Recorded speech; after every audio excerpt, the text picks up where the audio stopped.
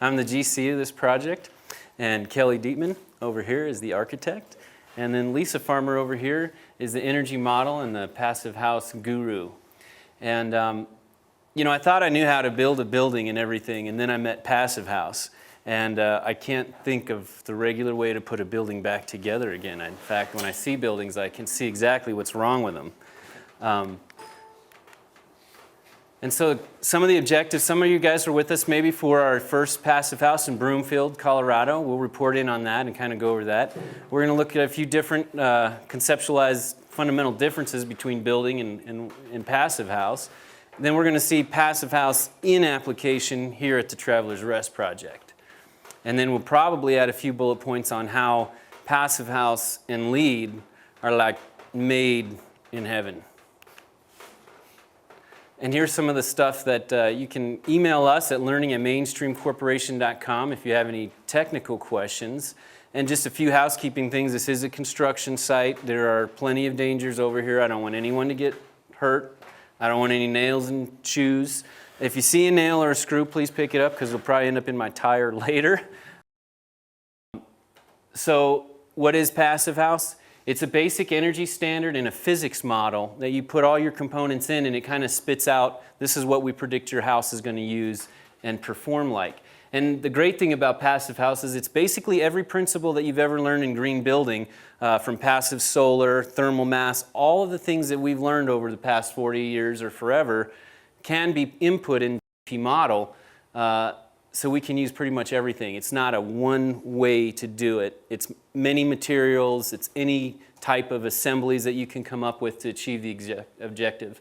It's thermally bridge free, it's airtight, buildings recover their own energy, so we really worry about any losses. So basically a Passive House consultant is designing out the losses of your building.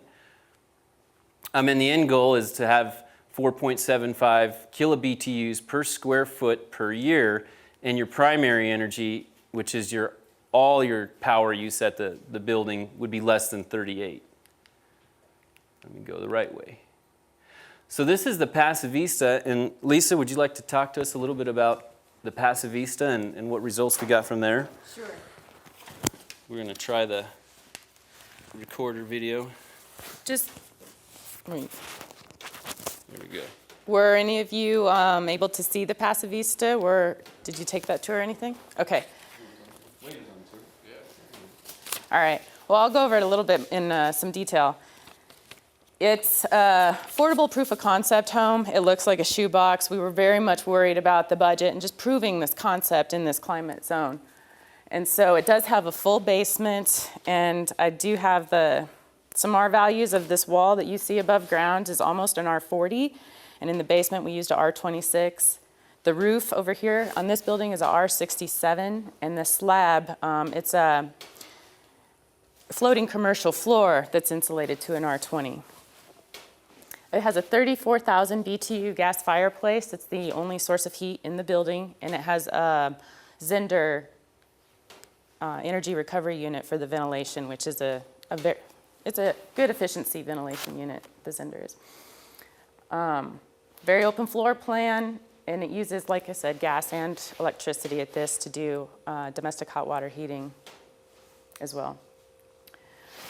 The air tightness, 0.23, is the final score that we achieved on the Passivista. You can test it a couple times throughout construction. They pressurize the building and depressurize the building and take the average of that for your final score. So 50 pascals, 0.23 ACH is very quite good, actually. The requirement for Passive House is 0.6. Normal houses, good ones, you can get to a 3.0. Sometimes they're 6.0, really bad. So Passivista, that's kind of the design that went into it, and I think the usage data is next. There she is in all her glory.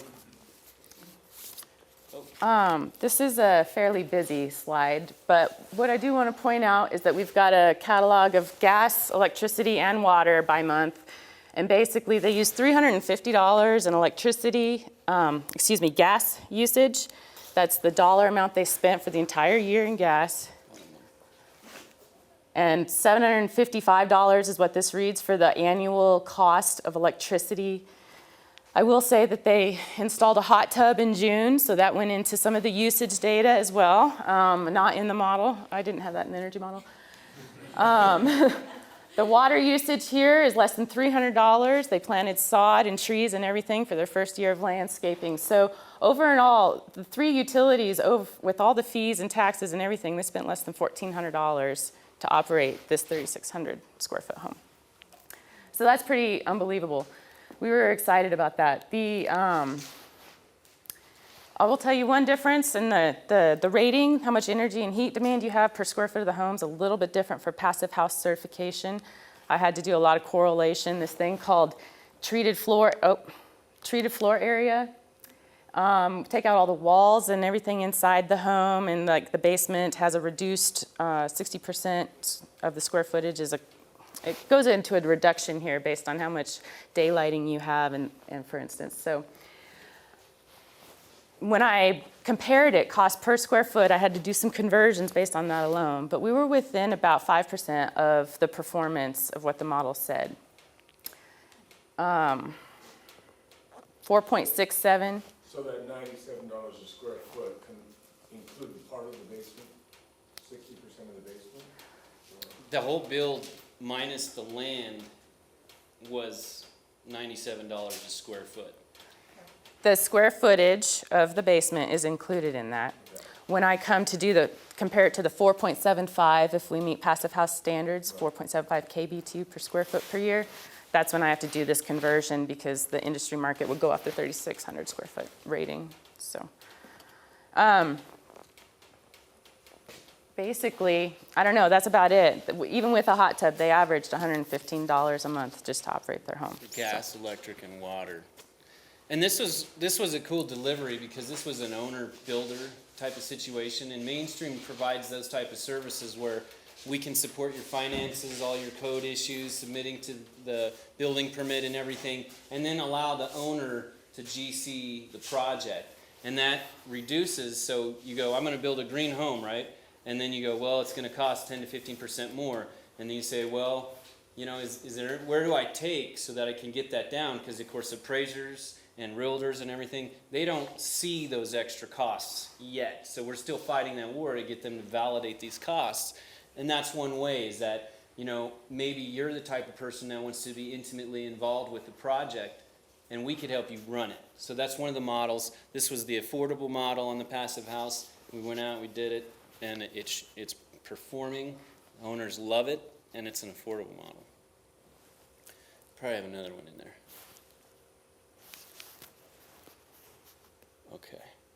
Let's talk about some common buildings and what the big difference is between where we're currently at and why we're here and where we need to go and maybe why we need to go there.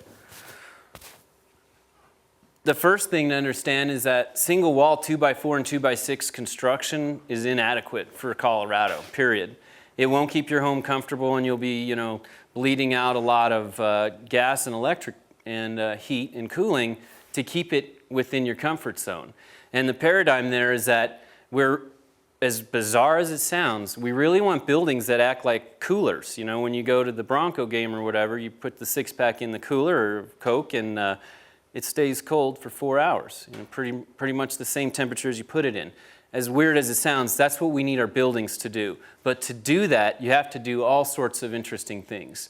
So we've got inconsistent, inadequate R values, all sorts of things going on in the attic that reduce your performance, cheap windows, things like that. And even if it's not just the cheap windows, it's just the way the windows are made.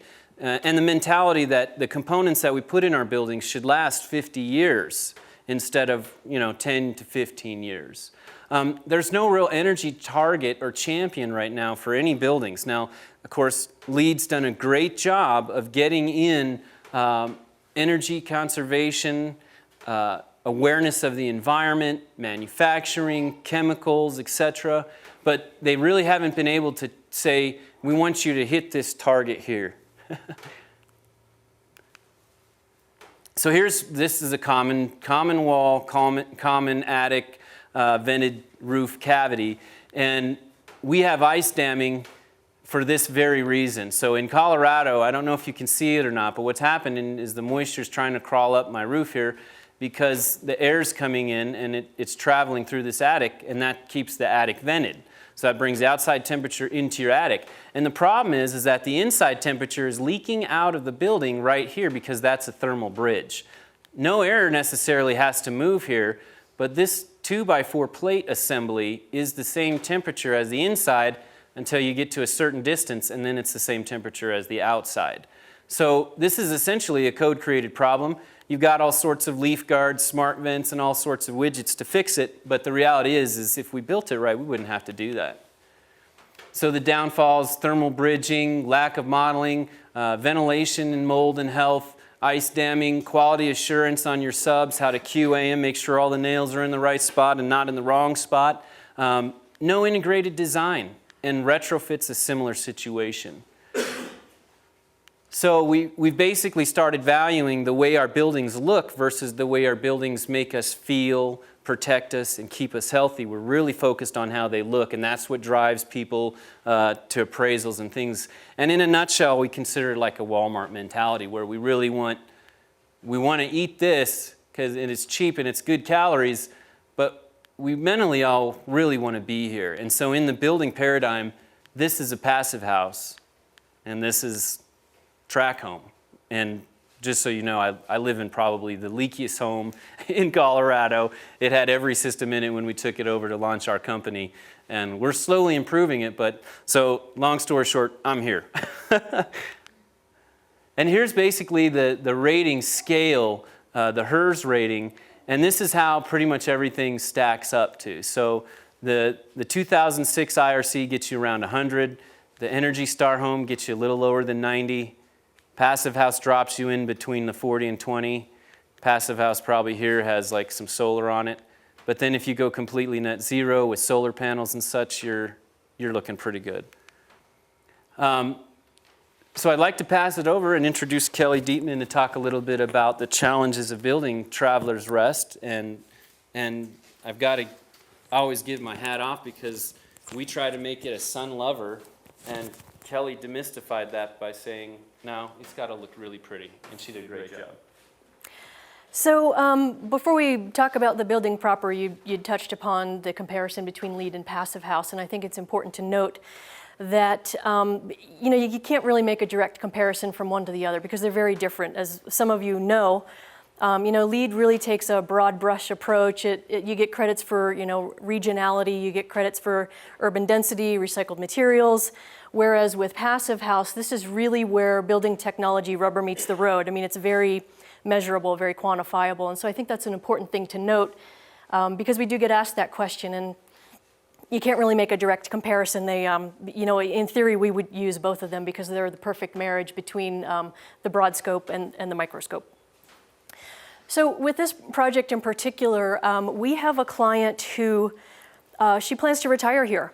And she's got a very large extended family. And so there are some things about this project that were very important to her and that were made clear to us up front about her design requirements. And you'll see as we go through here, this project has really evolved. So it was important to her that her home be big enough to allow her mom and her stepmom to live here with her. She's going to care for them as they age, and she's also going to retire here, so she will also age in place. And so for that reason, it's an unusually large home. Luckily, she can afford that. But we're at 6,800, almost 6,900 square feet here. That does include the basement, which is unfinished for the most part. We're at about $225 a square foot, which is a little bit higher than average. But when we go into the house and we look at some of the systems, you'll see that we've got some redundancy there because she essentially has 3 families and they all have their comfort needs. So when we think about the owner program, I started this project 2 years ago. And so our client had a friend of hers draw up a floor plan, and I think he was an architect, but I'm not sure. It's a pretty nice plan. But it was pretty complex. And I'm just going to kind of go through these. They're not necessarily in order. This is where we are now. This is the expected final product. This is the original design. So basically, she handed me this pencil sketch, and as you can see, this is a very complex building. It's a nice plan. It's a very well thought out plan. But then shortly after I got on board, I was introduced to Cody and Lisa, and they said, oh, wait a minute. This doesn't really fit our model. You know, with Passive House, obviously simple is better, but we had a client who wanted this to look like a Colorado home. You know, she wanted traditional detailing, she wanted mountain detailing, and at the end of the day, this is not an inexpensive home. So it was important to her that the resale value and the appraisal value remained quite high.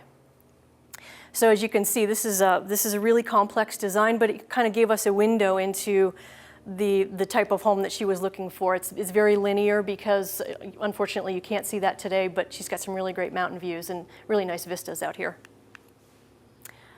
This was my first crack at it, and it is an extreme move from very complex to very simple, trying to reduce the number of corners, give her the same layout. She still has views from every major room.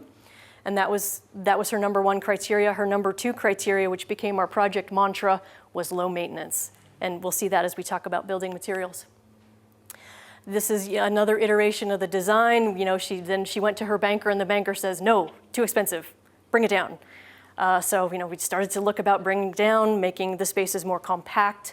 I think the design that we have today is a perfect marriage of her design goals and her budget.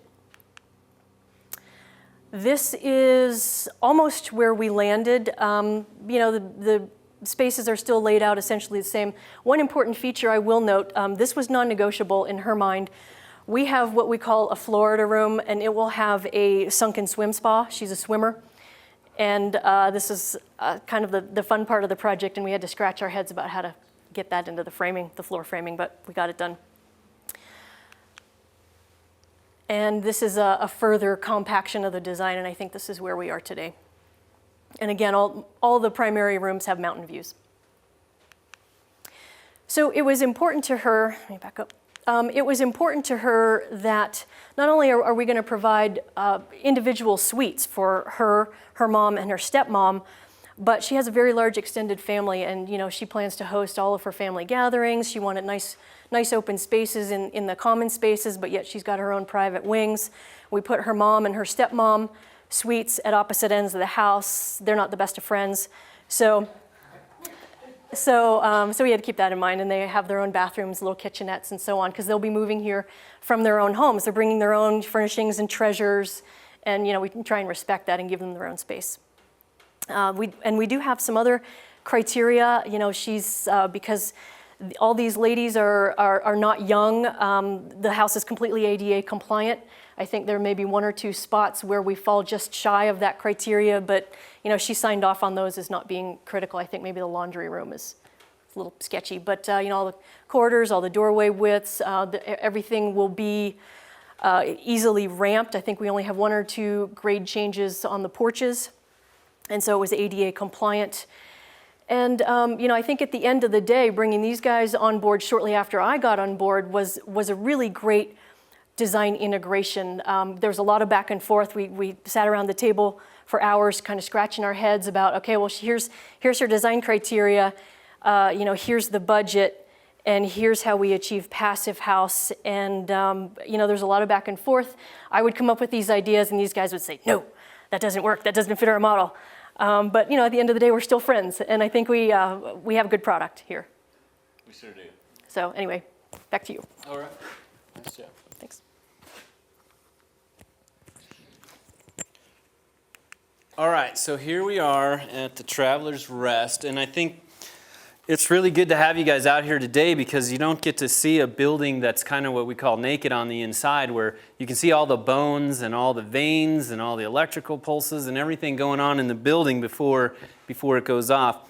This picture's good because the secret ingredient on this particular project, and again, we're in the middle of Weld County Frac Nation, and whether you're for or against the gas thing, our argument is simply, you don't have to go gas. This is a complete gas-free building, and the reason is because it's geothermal. So here's the lifeline of the house, and this is about 1/4 the size of tonnage in the geothermal system than a comparable house that we worked on in Boulder. So our Boulder project had 8 tons of geo, and this one has 2. So it's significant. How significant? Unfortunately, this is data from Northern Europe Europe. And so what that means is that our modern homes and our leaky homes in the United States are going to use more power than this. And again, it's an international target, so the passive house isn't going to change. We'll probably have to use a little more insulation because we like 2 TVs in our homes instead of 1, for instance. Again, we already went over the performance goals. That 0.6 ACH 50 air tightness is the biggest game of return on investment you can. If you're getting ready to build a house, you're retrofitting your building, air tightness is the first chip that you want to look at. And here's kind of like the passive house compared to the average. So space heating and cooling demand per year. Normal home, passive home. Go Broncos. Total primary energy. Here's where we're having a little bit of rough spot here at Travelers Rest because we're at 41 here. So we're talking with the Institute to figure it out. It's primarily because of the swimming pool, but we have everything else dialed in. But then our normal buildings are, double that and a little more. Then when we look at how tight normal buildings are, 5 air changes per hour is what a normal home is just, the air is just going to move in and move out, 5 air changes per hour. Yes, sir. In getting that air tightness, what challenges are you having, or are you having, as far as the air quality in the house? That's a good question, and if I can push that, I've got like the 7 principles, and I'll cover that one. It's the biggest important question, though, is like my house is tight, I'm going to die. And then we got 0.6 over here. So drastic, huge numbers of difference between the tightness of our building, and that's the way we treat them. So basically, at the end of the day, you can heat and cool a passive house with 15 100-watt light bulbs. I have a little activity for some other classes I teach.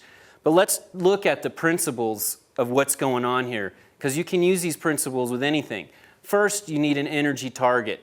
And that energy target needs to be negotiable. You need to be able to talk to it and ask it questions. If I use this window, what does it do to my walls? If I put all my insulation in my attic, what does that do to this score? It really gives you a definitive challenge to hit. Walls that are defined by the climate. California walls look a lot different than Rocky Mountain walls. Physical air tightness layer. It's something you want to touch. You want to be able to repair it. You want the best doors and windows because you go from like an R40 in your wall down to like a window that's an R5. And we love our views, so every view is like an R5. That costs a lot of energy. And then we've got the energy recovery ventilation. And that's the secret right there, is that all my fresh air is coming in and out of the building, but I'm taking 94% of its temperature before it leaves. These are the most fresh air buildings you can get because in a leaky building, you don't know where the makeup air is coming from. It's coming from the cracks in the crawl space, the garage where the gas can is. It's coming from the attic. I mean, it's holier than thou, and I got a slide to show it. And then we want to have a bridge-free construction, which is really the heart of our job, is looking at how these assemblies go together on paper, and then se habla español, necesito madera, with the nails and everything, put it together, and they're going, why do you do that? Well, I'm trying to break a thermal bridge, so we're going to have to add some breakage there and put the air barrier on. And so it's engineering in the field. It's lab meets the field 101. And it's a lot of fun. The last thing is low voltage lighting, low voltage basic electronics. Everything from Energy Star appliances, for instance, to LED lighting on Cat 5. Now here's a quick slide that kind of shows how we can validate how you get to net zero. So if you're building a home and you want to know what it's going to take to get to the moon or whatever, PHPP and Lisa would be the person to call to talk to about that. I'm flying through these guys just to keep everybody in tune. This is basic wall assemblies for the Rockies. So we are looking at 40R walls, 70 in the ceiling, and 30 subsoil. Now, in early green building days, I thought that the earth was a good thing to incorporate because it's always like 56 degrees. But the problem is if your house is 75 degrees and that's 56 degrees, that 56 degrees is stealing your temperature from your home. So we don't want any robbery going on the temperature. We want to stay nice and even. And these are just some of the, if I have a 2x4 wall at 16 on center, your R value is under 12. Most tract homes are built that way. 2x4 wall with a 9-inch TGI cavity, 30. Now we're getting in the good, comfortable, nice, warm house, nice, cool house in the summer. 2x4 walls, TJIs. And the basic gist out of this is that, look, you can build advanced wall assemblies with SIPs, insulated concrete forms, 2x4s, double stud 2x4s, 2x8s, TJIs. It's up to you. That's the beauty of Passive House. The detailing, which I was just mentioning before, how all this thickness goes together. Now my building's as complex as my skin on my body, and it requires another level of QA and intelligence to get through it. So these are a couple of pictures of some advanced walls. So here's a structurally insulated panel. That's probably 1 foot of expanded polystyrene right there, which is almost 5 per square inch of 5R per inch. Here's the insulated concrete form where you pour concrete in the middle. The insulation's on this side and this side. Insulation's in the middle here. This is another advanced wall section, and this is basically just a normal framed wall, and then we have a balloon wall on the inside which creates this cavity. So we're seeing 2 different wall skins. So now we're talking multiple layers. The complexity there is when moisture gets in, how does it get out? Call Passive House Consultant, we can run those tests. Here's what some sub-slab insulation looks like. And when I first saw this, I thought, this is crazy, are you kidding me? We're putting concrete on foam? I mean, that's gonna crack. And in reality, it's the best way to do it. So here you've got a whole bunch of foam isolating this hard concrete slab that we love in our basements, and that allows the temperature not to go out of this concrete. So if it's 70 in my house, my concrete's gonna be around 70. Well, that changes things too, because then I don't need like radiant floor, because it's not really that cold to step on anymore. So it's changing the way we think about buildings. Here's our leaky house slide. This is a normal house. And again, code's kind of okay with this. We don't mind that the upstairs is always hotter, and that creates a chimney effect. And the problem with the chimney effect is as air's leaving the top, air's coming in from the bottom, and that spells radon. And that's another thing about ventilation, energy recovery ventilation. We want the inside of our buildings to be the same pressure as the outside, and that way it doesn't increase this chimney effect. So in our buildings, we literally draw a red line, and it's a physical layer, as you'll see when we go tour, that you can touch and you can repair, and that prevents this chimney effect. It decreases your radon, it's fresh filtered air, and you're not losing a lot of temperature. Here it is again, undisturbed red line. This is what it looks like in practice. This is just OSB. Every framer on every job, if they just had some of our Blue Jean tape and they were taping these seams, that's the way we got from like a 5 air changes per hour to a 0.45, just with this silly tape that we import from Germany. America's catching on, but we're not there yet. So there's really no American tape I'd use on the market right now to do my air tightness. This stuff is so good. We've got trusses above here, so this is actually the ceiling. So we actually put OSB on the bottom of our trusses, then we tape it, then we add another framing member, and this allows all my electrical, my plumbing, anything that needs to get up there, and you'll see it on the tour. This allows all my mechanical, electrical, plumbing guys to play in their own field so they don't have to puncture through into my insulation cavity, because we don't want anybody messing with that or it'll be inconsistent. So again, this is the secret ingredient to air tightness. It's simple, it's easy, anybody can do it. It's a perfect do-it-yourselfer thing. If you and your husband or wife want to build a home, you just put tape on, and after the framers get that up, you just tape it up. It's amazing. It's so amazing. I was telling you, our roofers came out, dried out the roof, and then the Colorado weather tore the heck out of it. And we got water up here, and the water's dripping between these seams, and we were all, chewing nails. We're like, oh my God, we just put the tape up there, we got water in the building, and we're not gonna make air tightness. And I mean, that's it, go home, right?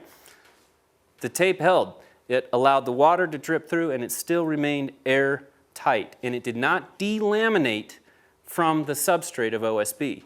So you can still not tear the tape off, even though it's been saturated sitting in water. I've got a video online showing us putting up the vapor barrier in the basement under the concrete, taping it up on the wall. the day before the flood. So I'm pouring rain using tape, and it's working beautifully. And I had to stop because I was getting too wet. This is the slide that says, you know what, America's not there yet. We can't use Vicors or bituthanes to tape the seams. And the reason is easily identified. Plastic expands and shrinks, and gooey, sticky stuff does not. So when this stuff gets hot or cold, it starts delaminating from itself. So the glue doesn't like the film. Caulks, same thing, and even silicones. What happens is when the building shifts and moves, it just lets go. It's not like the fish tank where you're like, yeah, that's just a piece of silicone holding those two pieces of glass together. That's true. But in wood and things like that, it doesn't bond correctly. These are risks because if you have a crack and it's leaking in your bathroom and it's heading out to some really cold weather, it's going to dry out really slow in advanced wall sections. So airtightness is very, very important. Here's a little example of the Rocky Mountain window, what we like to see it as. We're basically, here's the market average right now, where you got about 3/4 inch double pane. Our Canadians do a triple pane in 1 1/4 inch. But really, the Rocky Mountain window should be almost 1 3/4 inches. And that's what we have displayed all through the building, and I've got a corner sample in the building you can see. And the R value makes a difference. It just does. Here's an example of a normal house. These are Milgard windows. We did a high-performance remodel for a client in a brick home, and they had to have these double sash windows, which are very popular, and they look good. This was my Canadian. This is a picture of the therm of Paso Vista. Normal home? Definitely not a normal home. Someone was using the hot water heater. Casements, awnings, and fixed windows. They're the only ones that are airtight. It makes sense. They close like your refrigerator. Anything that slides this way or this way, it just mechanically cannot fasten airtight. Here's just an advanced wall assembly. It shows you this is our air barrier, and then it becomes the glass, and then it goes back to the wall. Here's my weather barrier. It comes down off the substrate on the exterior, hits the glass, and goes down. Here's just a few slides on the performance of European doors. They tilt, just like the windows, and they open. We've got an example in the building on that. They're cork-filled. A lot of our doors are foam-filled. Both are good and acceptable. They have advanced thresholds here at the bottom, though. That's something that's really hard to get the bottom of a door to seal. Here's a slide about heat recovery, ventilation, and energy recovery. The key thing for you to understand is that when you turn on a bath fan, you're opening a door somewhere to your house. You may or may not know where that door is getting opened, but you are definitely depressurizing your house. Energy recovery and heat recovery devices replace your bath fans and often your range hood and your dryer vent. So that's all the penetrations in your building unless you have a leaky fireplace or something. So a normal bath fan, a quiet one, is about $300. And an ERV that'll serve your home is about $3,500. The difference is that whether Uncle John turns on the bath fan or not, this thing's always going to eject the no-no order out of the bathroom. So it's pretty much foolproof. It always works. It's always bring fresh air into your house, and you're not losing the temperature by opening the door. There's two types, basically. There's a wheel type, which is very affordable, and it brings in some moisture, but it also has a large amount of cross-contamination, so it may not always be the best answer. The way it works, though, is similar to a radiator on a car. The warm, stale air comes out of the kitchen or the bathroom, and as it's traveling out the building here, the air from outside, which is cold, comes in, steals 94% of that temperature, and then goes to your bedroom. So you have fresh, warmish air that's filtered from outside. And here's basically how it works. So this is a Zehnder unit that was in the Paso Vista. We have Air Pohodas now that we're importing from Czech. We're the distributor for them in the United States, which is pretty cool. It works similar to your circulatory system. It's taken the heat areas, brings it to the heart, warms it up, sends it to the rest of your body. Pretty similar to the body. Here's our thermal bridging slide, which shows you, these are isotherms. This is the color of isotherms, how they travel through and move through a given wall assembly. This happens to be a piece of concrete, which is not insulative very much at all. It's completely losing the temperature there. We have to calculate those. That's a good thing to know. Here's basically what it looks like in an IR camera. Here is a passive house retrofit right here. I don't know if someone's forehead's against the window there or what's going on. Nobody knows. This is a non-passive house building. So this is a European. What they did was they padded out the brick and they over-insulated it, and the camera's showing us. Here is, I think this is in Brooklyn, a passive house retrofit. You can tell the cars are cool. Isn't it interesting that the house looks as cool as a car, but you know it's 72 degrees inside. Here we are again. What did you call these? Oh, phalanges. Phalanges. That was a great word, isn't it? But this is what our building looks like to a different eyeball. This is not good. We don't realize it. And I basically got one more slide if you want to watch a quick video on a new technology called LumenCache. That's pretty interesting and something to think about as the last fundamental of green building. Thomas Edison's light bulb invention changed the world. For over 100 years, we've been using 110-volt AC power fed from the utility grid to power our lights. But in the last few years, advancements in technology have completely changed the power requirements for lighting. Today's LED luminaries are incredibly advanced electronics that use far less power than a light bulb. However, these LEDs require low-voltage DC power. So until now, the only way to use LED lights was to implement bulky circuitry that converts the AC power to the clean DC power the LED light chip needs. Since our new lighting technology needs DC power, we no longer need to wire our homes and buildings with heavy, expensive, and dangerous high-voltage AC wires for lighting. Introducing LumenCache, a revolutionary new approach to lighting, from the lights themselves all the way to the wiring and power source. LumenCache lights don't need the bulky AC-DC converters current LED lights use and are wired with the same inexpensive wire as data networks. And installing a light fixture is incredibly easy. Simply plug in the fixture, snap it into place, and plug the other end of the wire into a LumenCache module. Another innovative LumenCache smart feature is the main power source includes energy storage.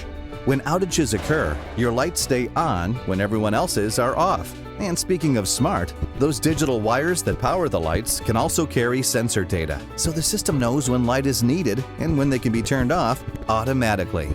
Ease of use, added safety and convenience, and less power usage make LumenCache the perfect lighting system for now and the future. Contact your LumenCache representative before you start your next project and see the brighter side of lighting.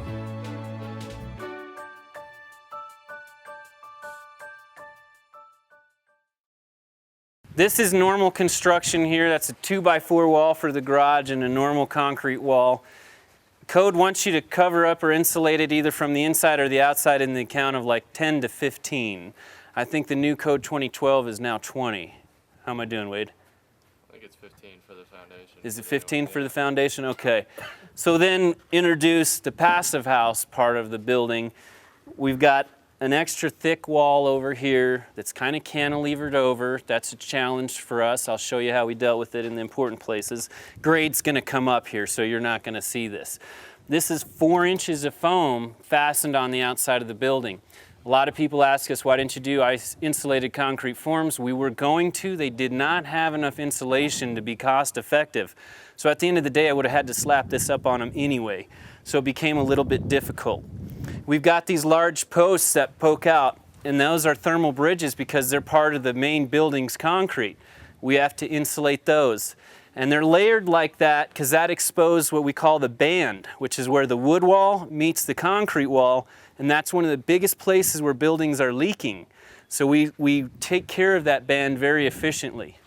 So let's keep walking around here.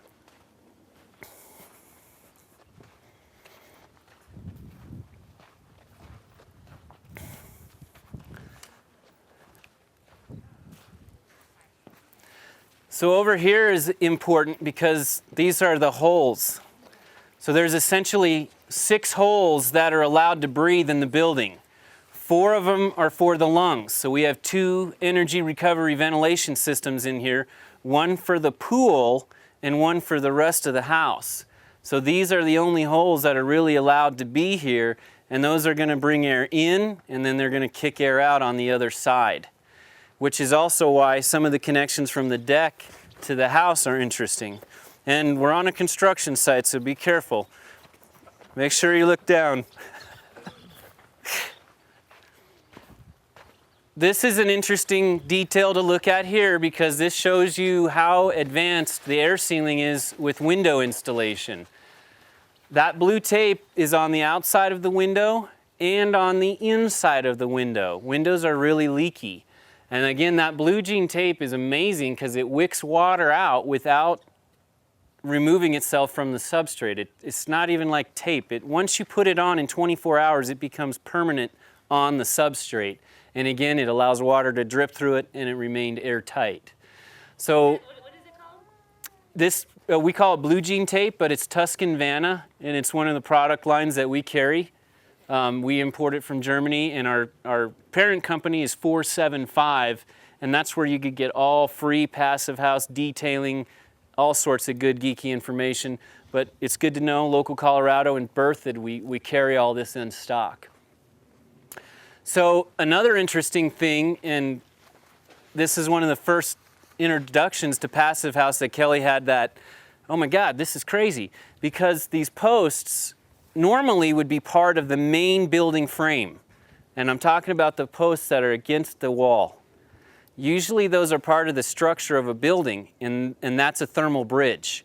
So there's 9 inches between the actual frame, the structural frame of the building, and those posts. So those are bridge free. So this whole assembly, although it looks like it's part of the building, if you looked at it in an infrared camera, it would look completely separate. So that was a neat detail there. No, they don't. No penetrations in through the attic there.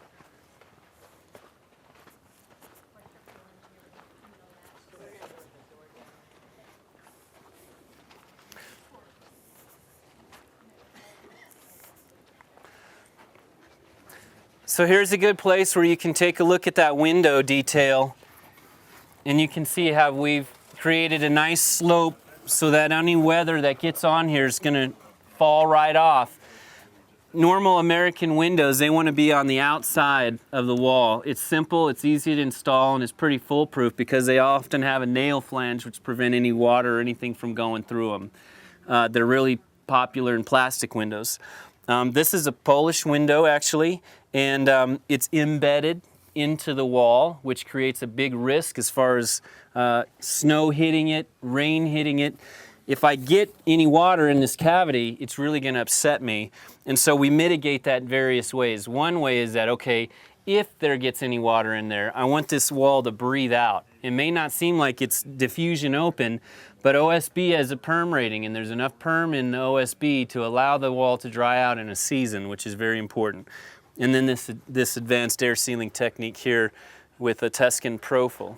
Now, one gentleman asked me about the thermal bridge, and here it is. So right here, if I've got a volunteer that would point out my thermal bridge here, would you do it, Rainbow? You want to point out the thermal bridge? Point right here. See, that's the bridge. Say, there it is. That's the bridge. There it is. She's like, that's Estes Park does not have a park, and that's not a bridge, Dad. What we're looking at here is the wall goes from 4 inches of foam, but then on my doors, you know, you carry out your slab so that you can set your door on it. So what the second steps of closing this bridge up are that I'm putting 4 inches of foam here, and then I've got, you know, white foam as I step out the door, and then I'm going to have a concrete slab. And stainless steel looks like concrete. And stainless steel is the least conductive of the metals that we have. So we'll put a piece of 90 stainless steel right here, and it'll cover it up, and you won't ever notice that it was there. So come on in, watch your step down here. This is the guts of the building. This temperature of a night, and it stores it in here until like half past the day. So it's like really cold down here, so cold in the winter that we'd get to the bottom of the stairs, and if we had any water on our feet, it would literally freeze to the concrete. And if everybody wants to jump real quick, you're standing on 4 inches of foam. And then there's 4 inches of concrete on top of it. So you can use stone and stucco on the outside, but you want to let the OSB breathe. So what is, I can see when you put the stone. Yeah, and all Yeah. stucco and stone are all vapor open, so they're porous. And then there's a vapor damper on the outside. But at the end of the day, your question is, someone drilled a hole and I had a large amount of water leaking up there. It would take longer than a season to dry it out. I'd have a problem. There's a lot of complexity going on down here.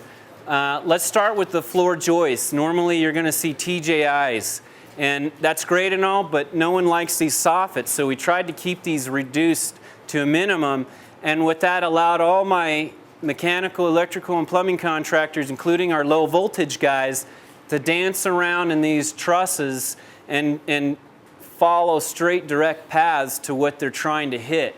These are about 3 times more expensive than TJIs, but they clean up your basement. They're very, very sturdy. They're trusses, and everybody doesn't bump heads and things, so you don't have to worry about a bunch of holes down there. Behind you there on those octopus lines, those blue octopus lines, each one of those tubes is either coming from a bathroom or it's actually going to a bedroom or a living room. And so bathroom exhaust is called stale. It's going to get sucked into this manifold. Then it's going to come over here to the air Pahoda unit, and the air Pahoda is going to steal 94% of its temperature, and then it's going to send it to here after it's filtered and fresh, send it to your bedroom or your living room. The air Pahoda is the only energy recovery ventilation unit that is as efficient as a heat recovery ventilator. There's 2 types of technologies. ERVs grab humidity, HRVs do not. So HRVs, although the word is more popular, they're on their way out because there's new technology now that makes energy recovery ventilation as efficient as HRVs. Now, on the ERVs, I know I'm going back with acronyms, how confusing is that? The energy recovery ventilator, the ERV, from Air Pahoda is the only adjustable humidity unit on the market. That changed everything because now in Colorado, you can adjust how much humidity you want out and how much you want in. It's the only unit, and it's the most efficient thing on the market. This is a small half-ton geothermal unit. The reason why we're seeing it here is because it's going to control the Florida room. As Kelly mentioned earlier, we've got several different environments. There's an environment right behind you there. That's a master suite.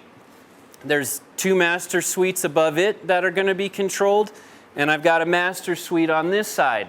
And everybody's going to either want a little more heat or a little more cool, or they're on the warm side and they're on the cool side. This gives everybody complete flexibility, and that way we don't have any like temperature Nazis are running around adjusting the thermostats all the time. So this unit here does both heating and cooling for about the same price as a normal HVAC unit would. Because in a normal unit, you'd have to have a furnace, and then you have a little thing that sits outside the building, and that's the air conditioner. Let's look at this one here. It's pretty neat, and it's got some neat detail on it. As I mentioned, it's a geothermal-driven home. So I've got 2 lines that run straight out this building. One line goes down 300 feet, and then it comes back up, and we go over 15 feet, and we have another 300-foot drop, and it comes back up. So it's a full loop. So it goes down 600 feet, comes back in, we take the temperature, we send temperature back, and we send it back into the earth, which right now seems to be the best bang for your buck as far as renewables go, because every 1 piece of power I put into the ground, I get 4 units out. Extreme leverage with geothermal, which is pretty much the secret ingredient in this building. So this does both heating and cooling. Now let's look at how hot water is going to happen in this building. If this unit's running, the waste byproduct of it is heat. That heat goes to a sidearm, and that sidearm is going to charge this, which is an air to water heat exchanger. So here's a heat exchanger, here's a heat exchanger, and the Air Pahoda is a heat exchanger. We got a theme here. A lot of exchangers going on. This removes heat from the air and puts it in the water. So this is really crazy to think about. Okay, so if this is running, I'm going to get heat. The heat's going to go to the water's going to go to this tank, but this is going to remove heat from the air and put it in the water. Green building secret. These are great. Put them behind a refrigerator, put them in a sunroom, and you'll have hot water as cheap as you'll ever get it. What'd you call this unit? This is a Bosch air source heat pump. So it takes the air, pumps the heat from the air into the water. But here's what you're going to want to see is the efficiency on this bar is better than any other appliance that I've got in this. It's almost all the way to the right. It's the most efficient you can get. So let me go over it one more time. And here's why. If this works alone, it's not that great. This won't work alone because it's just got a little heating element. It's just supposed to keep the water like 1 or 2 degrees. And if this unit's not running, it doesn't have a waste product. So if I need heat, I get it from this unit, and then it also makes my hot water. But then this is going to remove the hot from the air and put it in the water. So in reality, I want all these trickling together, and they create this bridge of performance from ground, from air, that also heats and cools, and it keeps us with hot water all the time. Large capacity, we got about 120 gallon hot water over here. And then this is the ERV number 2, which will service the rest of the house. Can I ask you a question? Absolutely. With the geothermal heating, do you ever need a backup unit in case it goes down and the water's cold in the earth? Yeah. So what do you use as backup? There is a little element, thanks for asking. It's emergency heat, and it's estimated that it won't be used less than 2% of the time. Oh, so it kicks on. But yeah, or But you won't choose to use solar and store that energy and let that kick on and help. there's no solar thermal on this project, but that would be the last piece of the renewables that would make this really neat. That's why I was asking. I would think that you'd use that. But we do have PV, so there's 15 kW PV going on the other side of that shop, just west of that shop. So this is net zero build. Okay. And we don't have solar thermal, which is solar to thermal in the water, and that would create the hot water. Right. We went with an appliance, and these two get along really neat. Oh, okay. And what do you call this unit? This is a Bosch geothermal pump. It's a 2-ton unit. Oh, okay. And then the pumps are all over here. And this was your hot water tank? That's a sidearm hot, so that'll just, whatever temp this goes to there, that'll keep it that temperature. Hot water tank, and then, And then it'll feed to here where this will bump it up a few more And degrees. still heats your hot water. And still heat my hot water. I just need some hot water, cold water. It's With the- confusing. With the heat and the cold in the air, put another label on it, that's all. Absolutely. I have a question. Yes, About the geothermal, you went vertical. vertical. Yeah. Yep. And how many? So 2 loops. 2? And a loop is basically just one hole because there's a neat little pointy plastic piece that goes on the poly, and they just shove it right down, and it'll just go all the way 300 down and then up, then go over and then go down and up and then come into the building, goes through my compressors, goes right back out. Smaller house would need less, maybe. It depends. If you're talking a passive house, that half-ton unit will do you. And you can do geothermal in a passive house with hot water for less than $25,000. I just want to say that again because this is a cost bubble burst. Heating and cooling, hot water for less than $25,000, geothermal. Again, you put 1 piece of power in, you get 4 out. Big deal. Big paradigm change though, because most HVAC guys, they don't want to sell you that.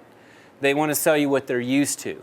So when you're inside this building, we're breaking a lot of paradigms. I've trained everybody that comes here and works here. We all work together. We cover each other's backs. I don't drive it into the gut that you have to be on bid because everything changes in the field. The homeowner wants something different. So I empower all the people that I work with to help me make these decisions in the comfort and the performance for the owner. And it works really great. All my guys love to work for us. Another question about the geothermal, I understand you can go horizontal as well. Absolutely. Why did you choose to go vertical? We actually chose to go horizontal. Oh. And here's the kicker. Then the company that we were working with bought a drill rig. And I'd been on them. I'm like, well, where are we going to do this? And it seems like it's kind of expensive to drill. They bought a drill rig. They gave us drilling for free. Right. But Because otherwise it's cheaper, right, to go horizontal? It can be cheaper to go horizontal, but then again, it just depends on who the contractor is. If he's got a Wren drill rig and things like that, you know, if he owns it and it's free and clear, he probably can connect you. Same thing though, my next door neighbor has a backhoe or whatever, he can come dig me a field at a quarter of the price as a large company that comes out here. So let's talk cost real quick. To do a field is like between $4,000 to $8,000. And both How big is the field? fields are fairly large. So the field for this particular place would have been 5 trenches, I think, at 100 feet long. That's a lot of ground. And so you got a guy on a tractor out there for 3 or 4 days doing that, and you got a guy here for 1 day going thunk, thunk. And How, that's how it. much was it? What'd you say? Right, like the- the amount, the cost. Oh yeah, between $4,000 to $8,000, and that would cover drilling or horizontal. Okay. But in it, That's not finished cost hooking it up, you're talking about just to. just dig the to get the temperature from the earth is going to be $4,000 to $8,000 to get the ground opened up. And that's the ground, that's not the laid pipe in the ground, not connecting it to the house though, right? That's right. Okay. Because in the mechanical, so let me just tell you this. So all the mechanical in this building, and you ask any, you know, $1 million build what their mechanical cost is, and it's going to be $100,000 to $150,000. The mechanical, the entire mechanical in this building was less than 60. Less than $60,000 to heat and cool the passive or the traveler's rest. So the 25K is just the mechanical, it's nothing to do with wells? Correct. Nothing to do with wells, okay. No, excuse me. Now, this is a large passive home. If I connected the Passive Vista to geothermal, it would have cost me $25,000. So I think I've confused, and let's just go over. Well, that's mechanical right there, that's not a well right there. So what But I'm saying is, this mechanical is 25K regardless of the cost of getting down into the ground. And I think that's where I confused you, is that this unit's $8,000. Okay, In addition. It was $5,000 to pop the holes in the ground. And so really, for this unit alone, we could have done it for 25, just like you're saying, okay, the whole job, the whole job. gotcha, okay. But I've got another unit over there, and then I also sourced the hot water from the same company. And so hot water, heating, cooling, less than $60,000. Then you add the fresh air component, which is going to replace, again, all your bathroom fans. It's going to keep you healthy. It's going to keep your house at the same pressure as the outside. It's going to reduce your radon incredibly. Those units to install are around 7 to 10. That includes the unit, that includes the fancy blue pipe that the contractors love to use, and homeowners can do it themselves. There's something I want you guys to catch. Passive House is for the do-it-yourselfer. It's for the owner-builder, it's for large commercial, and it's for anybody. And there's different levels that you can make it yours, but it's easy enough that husband and wife teams, couples can do it themselves. Let's go upstairs, or let's take one more question here. And Yeah, I was gonna say, what's your total hot water capacity here in gallons? How big are these tanks? so yeah, so this is an 80. No, they're both 60. So there's 120 gallons of capacity, and what you're not seeing here is a line of pumps and filters and stuff, because to live utility free in this building, we've got to filter the water. So she's getting water from the ground, essentially just costing her the power. The power's coming from her photovoltaics. We filter it. This is a utility-free building in the middle of gas country. Woo! So let's go upstairs and take a look at that air barrier on the ceiling under the trusses as I was talking about, and we can break out for some questions and stuff. Real quick, I wanted to point out the plan set right here. As we break up here in a minute, you're welcome to page through this. What I want to talk about and show you the importance of what's going on, because what you see above you right now normally happens in your attic. From ventilation to sprinkler system. Actually, sprinkler can't go in your attic. It stays in your wall unless you have a really thick insulated. We've got some really cool LEDs. But the important thing is no one's going to have to get into the attic and disturb the insulation in there. If anybody goes into their attic right now, they'll probably see foot tracks. Anytime your insulation gets pushed down like that, it loses a lot of R value. And one of our rules as passive house designers and builders is that we have a consistent envelope of insulation. So you've got, if you look in a bathroom, and there's a bathroom there, we see the air Pohoda unit there, that removes the moisture from a shower, and if it's a 120-degree shower, I'm going to collect 94% of that, and I'll send it to your bedroom after we mix it with some fresh air. Actually, it's all fresh air. The only thing we're mixing is the temperature. We're just removing the temperature from the stream. I've got one of those high-performance windows over there, and I want to show you this door really quick. Who was your window buying? We have Polish windows. You said Polish? Yeah, we imported the windows from Poland. Oh, Poland, oh. But here on this European door, what I was telling you about, all the windows and doors in the building operate this way. When you want to vent your building and you want to go out to dinner or whatever, this is how you do it securely. People cannot break into this. The windows are, Animals. animal, you have a parrot or something in your house when you get back. Prairie dogs, and there's probably rats and prairie dogs. And Oh, yeah. and all that. Yeah, and we had a hawk flying around in the attic one day too, which is kind of interesting. But if you are all welcome to go ahead and open this door and see what a normal door is supposed to operate by. Not a normal door, this is a European door. And see how thick it is?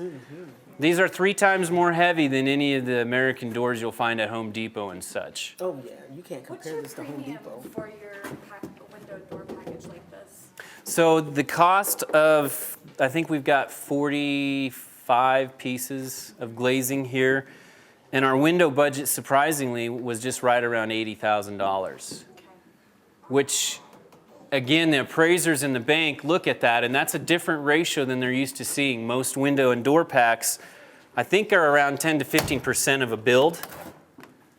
So the door is closed in this position. If you want to operate this door, please listen to me really quick, because you can mess it up or mar it. And these are expensive, of course, so this is like $5,000 door. So we start off in down position. We turn it 90 degrees to open position. We turn it 90 degrees again. That brings us to our venting position. Is that the real handle? No, this Oh, is a 'cause I was construction gonna say, handle, oh. yeah. I have to have you sign a release to use this too, but no, I'm just kidding. So there we go. Now we're in lock. So feel free to walk around and ask Kelly, Lisa, or myself questions. I do want to point out some passive house candy over here. Kelly must have been up all night, the whole week, made the most beautiful picture in the whole world in the Traveler's Rest. And this is exactly what the building section looks like. Exactly. From the trusses to the flooring to the insulation in the cavity above your head to the R100 up in the attic. And I'd be happy to show anybody who wants to go see my attic. It's the most beautiful attic you've ever seen. But you have to know how to use the ladder, and we can go up that side. It's all perfectly lit. And again, this building has already passed its air tightness. So all this blue jean tape above your head was at one point dripping water because we had a swim pool sort of up there. No long-term damage. All buildings are meant to dry out, and the OSBs and everything are meant to hit weather 10 times before they start to delam. But it's just amazing to work with materials that work the way you want them to. Yes, sir? How did you get all the water up there? Well, and so what happened, we dried in. We have, in Passive House, the order of operations is different. So we had to have all the outside walls up before we'd put those porches up, because that's a completely separate. We probably could have done it a million different ways, but we chose to do it the way anyway. We ended up with a dried out roof. Hail hit us the other day and popped holes in our ridge, and we ended up with water in here. And it happened a few times, to be honest with you. So all these tape joints were leaking, and yet we maintain air tightness, 90 times tighter than a normal house. So the tape leaks, and it still is airtight. So they're all dried up there now? It's all dry up there now, yep. No hawks or anything either. We did have a hawk up there one day. The roof is on? The roof's on. Well, it's actually still dried out. We're just starting to get the metal trimming on the outside, which is a lead point. How is it drying out if you get no air circulating through there? Well, the attic is still, there's plenty of holes in the baffling and stuff like that too. So this is a vented attic. And that's one of the things, if you go into my attic upstairs, you'll see that we take our breathing, our venting very serious. Normal venting consists of like these styrofoam pieces, and they overfill and they push up and they don't work. So we do them all with wood, way they never get plugged up, in a very 50-year kind of concept.